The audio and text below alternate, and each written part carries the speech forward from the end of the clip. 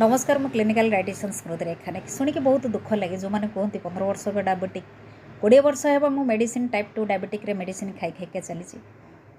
India वर्तमान diabetic रोगी capital बोली कहुच्छी विभिन्न प्रकार बही आपण न्यूट्रिशन साइंस हो विभिन्न प्रकार बही आपण पाइबे टाइप 2 डायबिटिक रिवर्सिबल मु तो कहबी निश्चित भाव में यहाँ कौटिना कौटि आम सचेतनता अभाव आमे केबे हृदय रु चाहूना आमे डायबिटिक रोगी रु मुक्त होगा पाई गोटे सेंटेंस अच्छी if diet is not right medicine does not work. तो निश्चित भाव में आपन जो 15 वर्ष धरी डायबिटिक मेडिसिन खाऊँ आपंकर डाएटटा ठीक ना बोली कहि जदि कौन प्रकार डाएट आपन फॉलोअप करूँ जदि आप बेनिफिट पाऊना निश्चित भाव में आपन को टिके चेंज करने पड़ो।